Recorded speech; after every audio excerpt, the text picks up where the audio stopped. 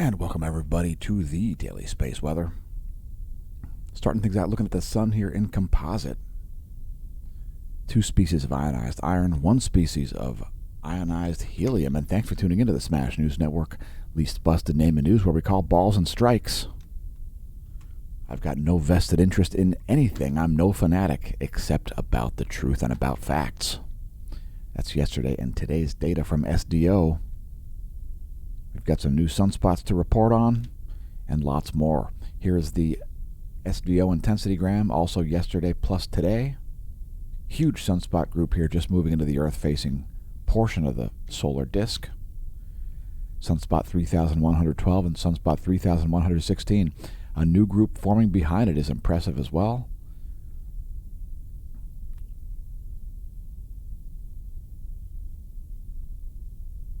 And at least 2 more new regions behind that sunspot here in the north. There's another one there closer to the equator. Let's look at the SDO magnetogram while we're here. There is yesterday plus today on SDO magnetogram.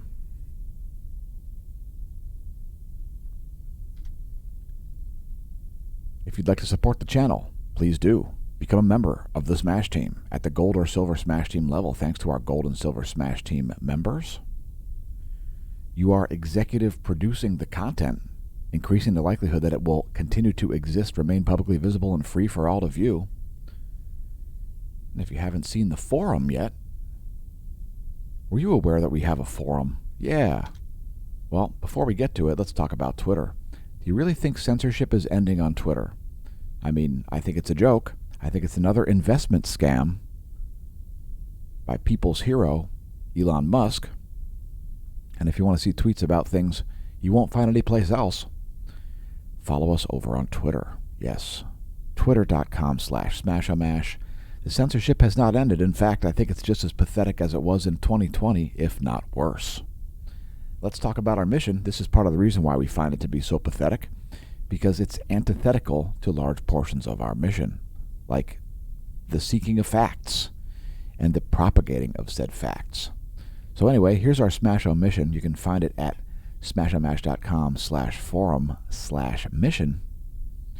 And it consists of doing things like assisting, studying, and reporting on the ongoing formation of a unified theory of physics, to raise the awareness of the general public of the relationship between space weather and Earth effects, to connect and consult with media organizations to multiply our reach, which is one of the reasons why censorship is so frustrating and irritating, and supporting of those already rich and famous and having stale ideas that are parroted all around the internet instead of fresh ideas and the citing of facts. Disinformation, fraud, nonsense, and propaganda are promoted by big tech, so thanks for that, big tech.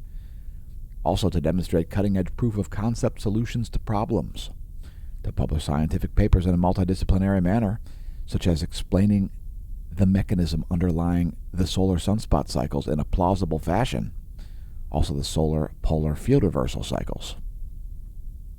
To assist mankind by advancing the study of predictive phenomena in order to optimize value, reduce risk and liability, save lives and resources, and adapt no matter what the adversity is, and to not be ossified in our beliefs, and to treat those who are with love, respect, and inclusion to the scientific discussion. Support your health by becoming a member of SureMed. You can find links below the video, as well as on the homepage to our SureMed page. So check that out if you like. Get all kinds of features with just a base membership, as well as access to group insurance only available to SureMed members. You get things like doctors by phone, virtual veterinarians, discounts on dental, discounts on vision, and lots more. Join the American Better Health Organization, a nonprofit focused on improving the health of its members via SureMed. Again, links on the homepage to that. Right there is the SureMed link. And welcome to the Neo Renaissance. Congratulations on realizing the channel exists.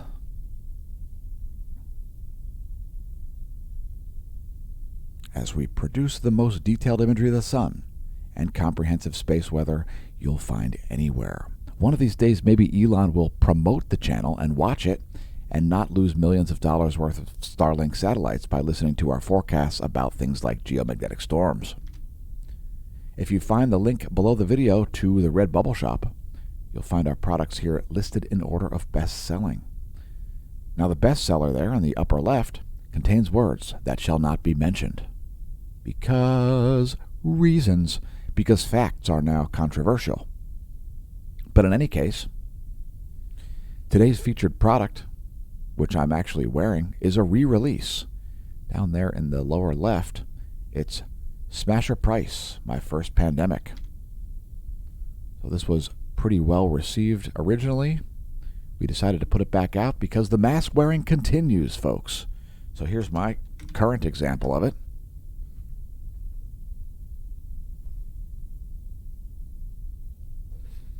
Mask the world. It didn't work during the Black Death, the Justinian Plague, the Spanish flu, the H1N1 outbreaks, and other viral outbreaks in Southeast Asia in the early 2000s. It didn't work in 2020 or 2021 or 2022, but let's continue doing it because it's going to magically begin working. Right? Just asking the question, folks. Just asking the question. Anyway, the design comes in all kinds of different products here. Everything from laptop skins to canvas mounts.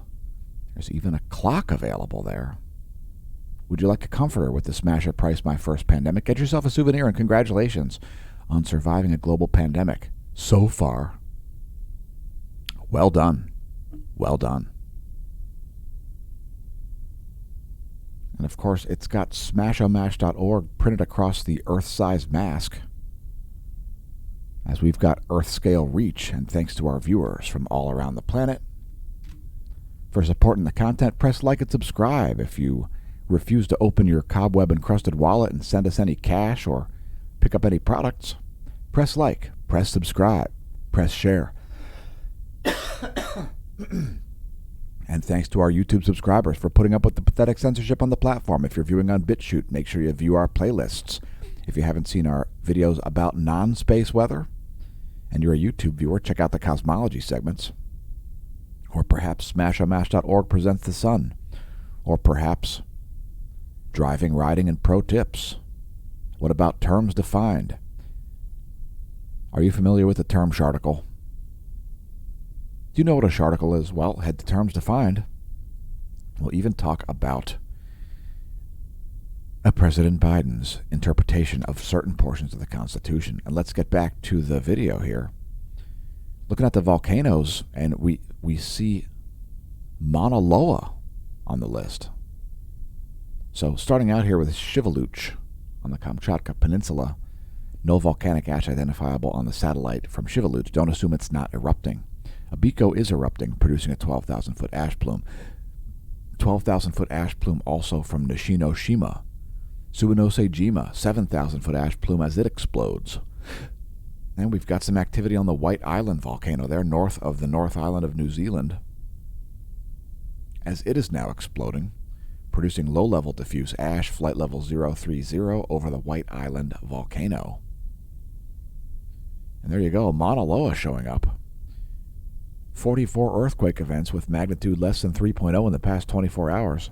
Most of the quakes at shallow depths less than 15 kilometers. Ground uplift occurring. Monitoring of gas emissions is commencing. You've got sulfur dioxide, carbon dioxide, and hydrogen sulfide. Dihydrogen sulfide? Those do remain at stable levels, however. So Mauna Loa there showing up on the list. Popocatépetl exploding in central Mexico, flight level 210. Fuego exploding in Guatemala, flight level 150. Flight level 210 over Colombia from Nevado del Ruiz's explosive activity. Explosive activity from Sangay and Revenador, both in the country of Ecuador. 22,000-foot ash plume over Sangay. 16,000-foot ash plume over Revenador. Last but not least, Sabancaya exploding in Peru, flight level 240. Please don't pole vault the caldera. Looking at seismicity, the largest quake in the past 24 came in as we did show prep. There's the last 90 days in convenient bar graph form. And we'll get to the largest quake here in a moment.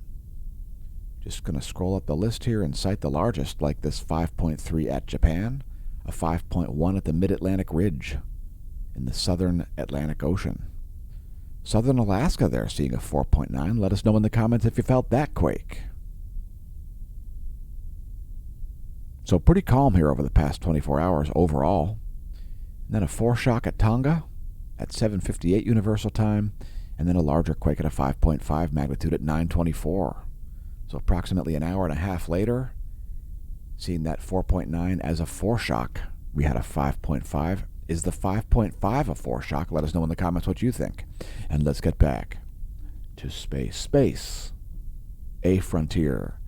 These are the voyages of the Starship Smasho. Number 1, I order you to refrain from taking a number 2 in your pants. The sun is not going to kill you. Mankind might kill you. But the sun's not going to kill you. This is composite imagery, by the way. SDO 1700 angstroms plus 193. We've seen a downtick in the solar radio flux, despite some new sunspots showing up. Radio flux now at 156 solar flux units. There's the 1-year graph of that. It's the black line.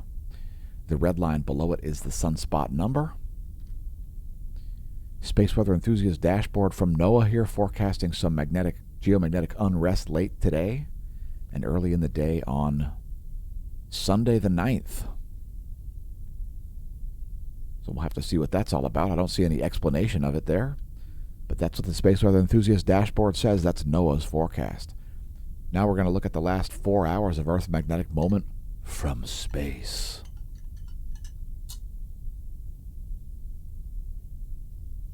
So that's the last 4 hours of magnetohydrodynamic pressure. We'll let that play through. We are seeing the solar wind subsiding. We'll get to the solar wind data here in a moment. We did see a couple periods of geomagnetic unrest in the past about 12 hours. We'll get to it.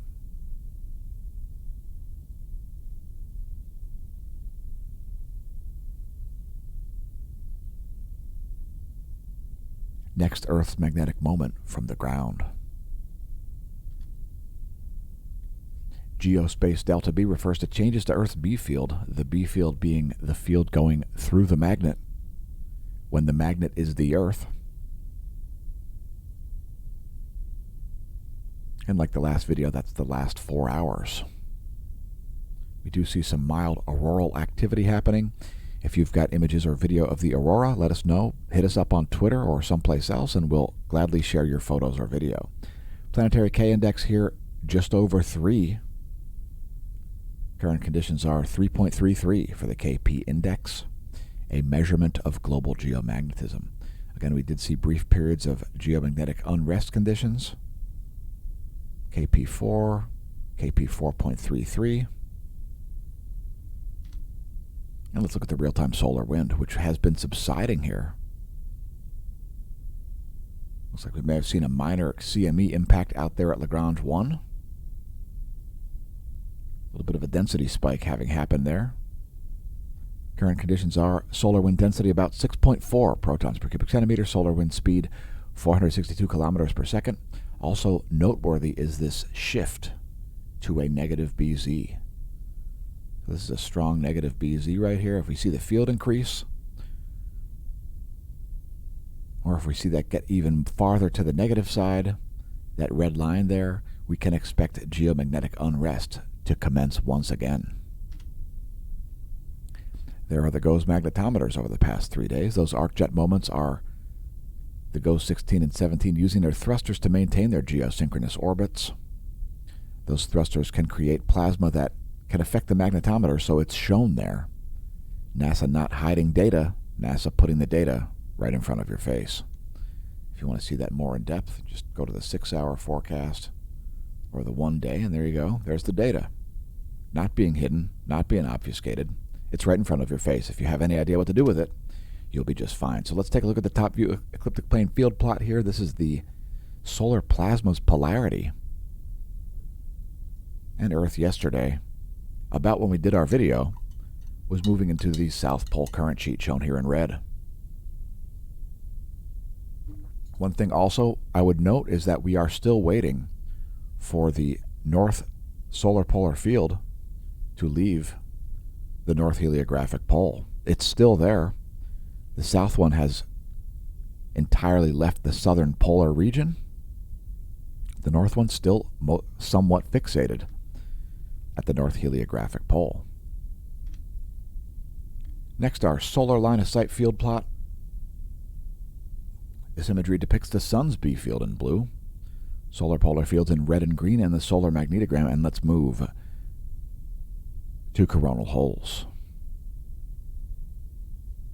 Coronal holes are a great feature of the solar cycles. They show us the solar polar field reversal cycle occurring, and there it is occurring right before your eyes. We've got some South Pole-oriented coronal holes rotating in here, mainly in the northeast. So here's the view from SDO in 211 angstroms. You'll see these get more and more well-defined in the coming days, as there's lots of plasma obscuring those.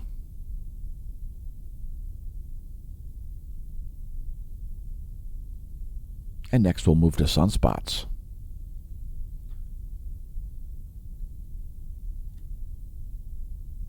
So once again, we've got one already named sunspot group there, trailing 3,112 and 3,116. We'll also get another one down here closer to the equator, I believe. And this one up here will get a name today as well. This one is quite impressive. So we'll have up to 3,120 of the named sunspot groups. And here's some imagery for your sunspot viewing pleasure.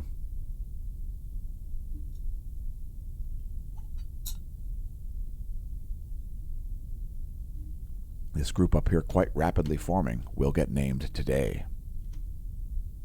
Here's a magnetogram, and you'll see the magnetism popping up there as well.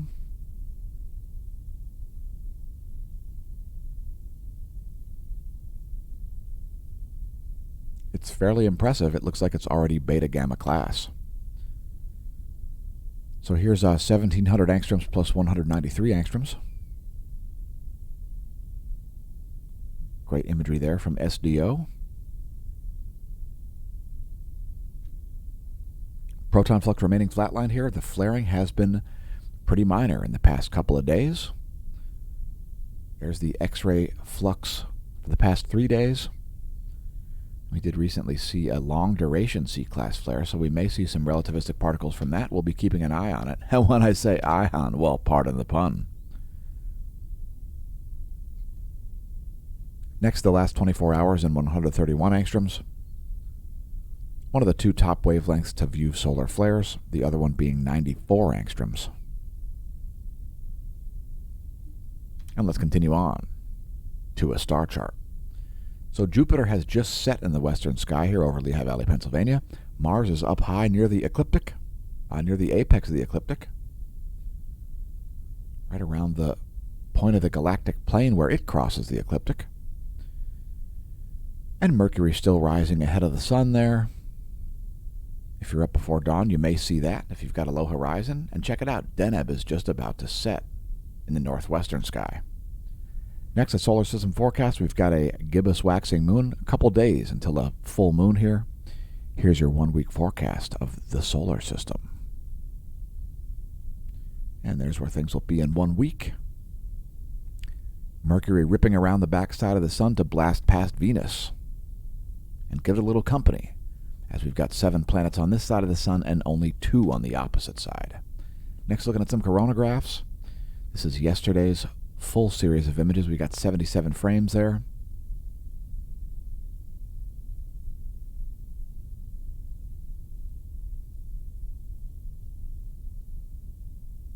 And here's today's imagery. Some minor CME activity going on, and if you're wondering if it's earthly directed, so are we. So let's take a look at the view from stereo A here at Lagrange 5 and the SOHO LASCO C3 here at Lagrange 1.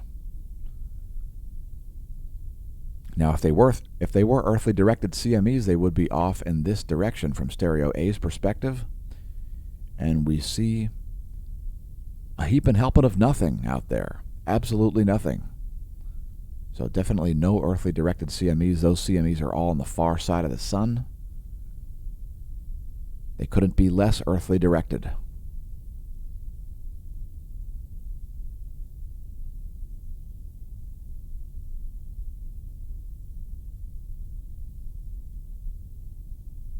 And there may be one in the earthly vicinity just happening here. You can see a little bit of activity there. It looks like it's off to probably the northwest based on where we saw some flaring. And here's the last 24 hours. That's SDO 304 angstroms plus SOHO LASCO C2 and C3.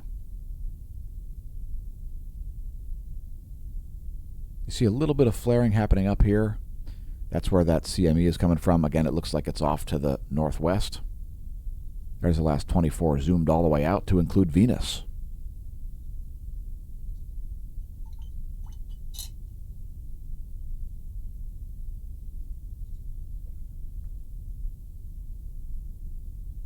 And let's continue on here. Lots of filaments remain on the earthly portion of the solar disk here. So likelihood of coronal mass ejection sort of in the earthly vicinity here remains very high, nearly 100%. See all these filaments, all these dark regions. Really an incredible number of filaments there. Great imagery there from El Teide, Spain's ground-based solar observatory. There's the latest image. That's from 10:14 Universal Time this morning on October 7th.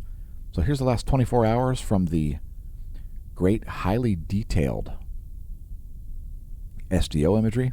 And that CME that's propagating right now is coming from this active region right here. You'll see it brighten right there at the end. That's the beginning seconds of that CME. And let's see if we can see it on the GOES 16 SUVI, which shows less detail but a wider field of view. So it's probably going to show up there. See what we see. Zoom out so we can see the time and date stamps.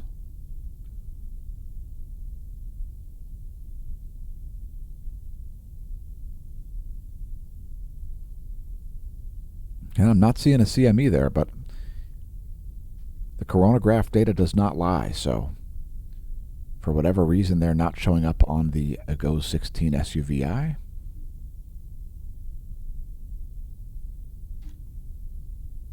And let's move to bonus features. So we've got some surface charging hazards here and some internal charging hazards. Internal charging hazards over the Indian Ocean and portions of Western Australia. Surface charging hazards around the Caribbean, Mexico, and moving into the Pacific Ocean. The internal charging is caused by high-energy electrons building up inside of the circuitry of satellites. The surface charging, low energy, building up on the surfaces of satellites.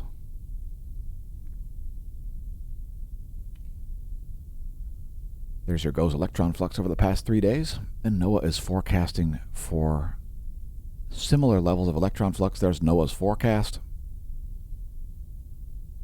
No arguments from me there. The green boxes are the forecast, the yellow diamonds are the observation. There's the 1-year chart to put it in context. A little on the high side there of relativistic electrons. Let's look at the F layer of the ionosphere, located at about 300 kilometers of altitude. This is the F layer and the vibrational frequency at the bridge between Earth and space. We are seeing lots of anomalies here, mainly centered on the South Atlantic anomaly, which is now over the South American continent instead of the South Atlantic Ocean. And we'll also show the anomalygram as we do daily. There's the anomalygram, high-frequency anomalies in blue, low-frequency anomalies in red. It's anomaly in megahertz from the 30-day median. Quite a lot of anomalies there, including some low-frequency polar anomalies and some rapid shifts from high to low.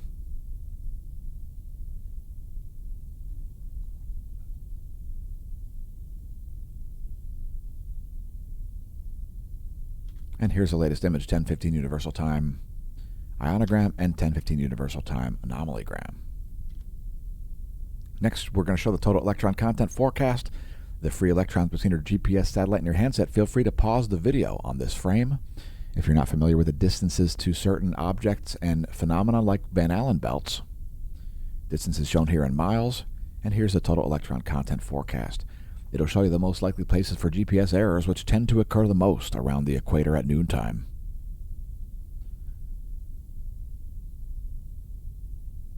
That's what's going on. Things are pretty orderly at the moment.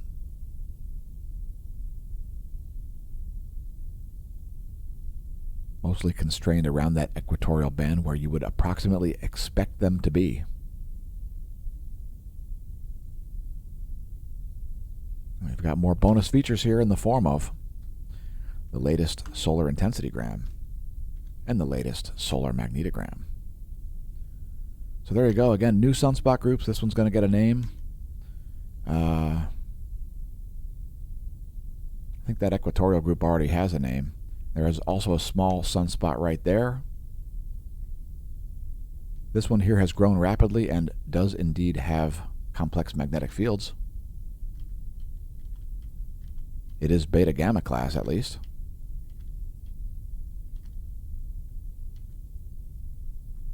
And it looks like sunspot 3112 has degraded a little bit. There are those two groups. That's 3112 and 3116.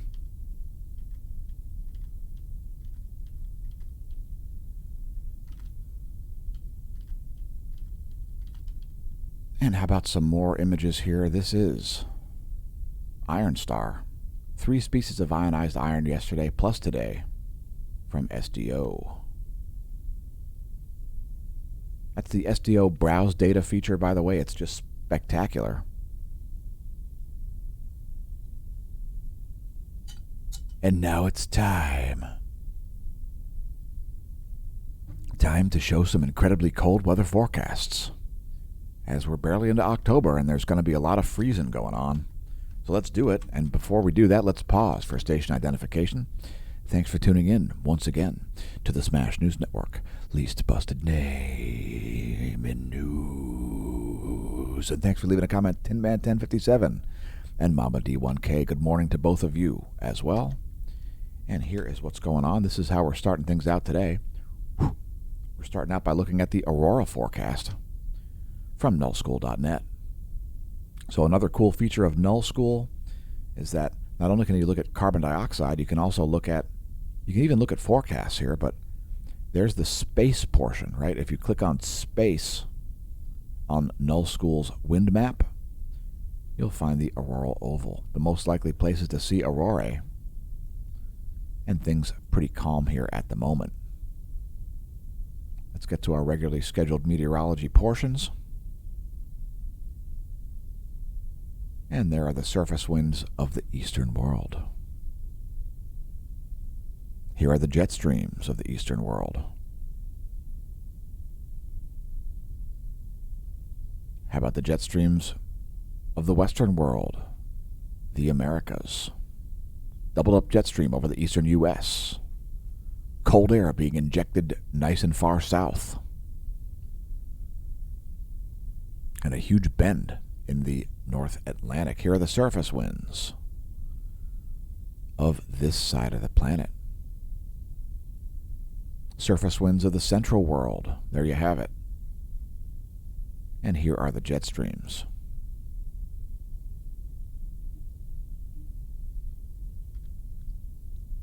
Next, clouds and fog.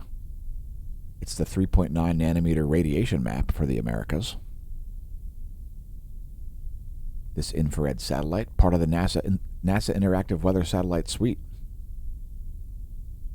Part in the rapid motion.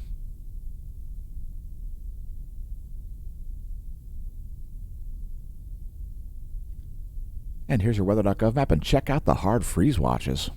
Hard freeze warnings are over most of North and South Dakota, large portions of Nebraska, portions of Kansas, all of Iowa, it looks like. At least frost advisories or hard freeze. Southern Wisconsin.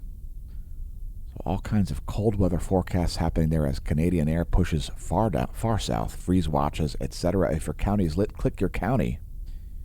And if your plants are outside, cover them up, bring them inside, etc.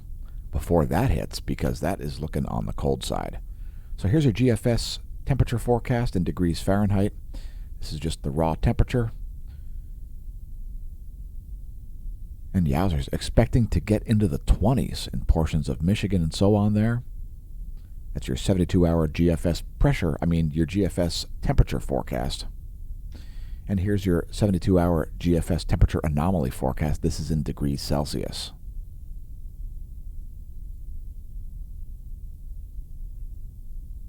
Some anomalously cold air there, some anomalously hot air in the northwest.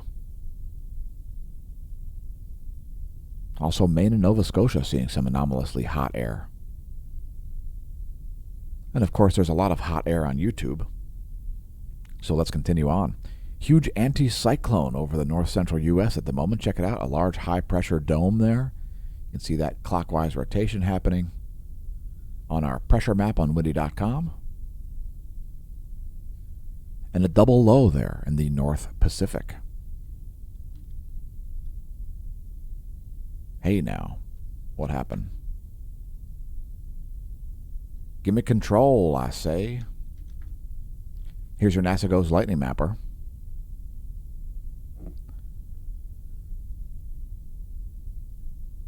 And things pretty calm over the U.S. for the past about 10 hours. Do we have any terrestrial strikes? Maybe. Near Las Cruces.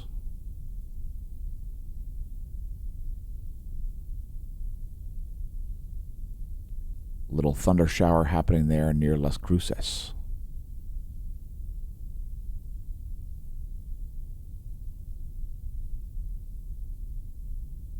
And some lightning happening in Chihuahua.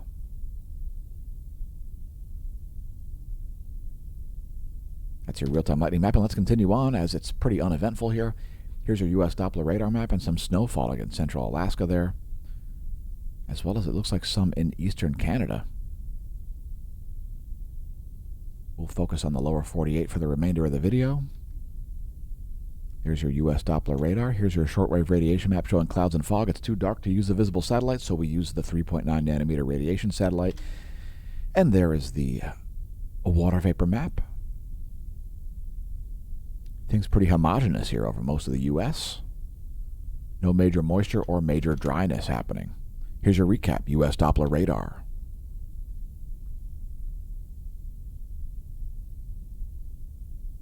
Clearing up in Cleveland. Here is your shortwave radiation map showing clouds and fog.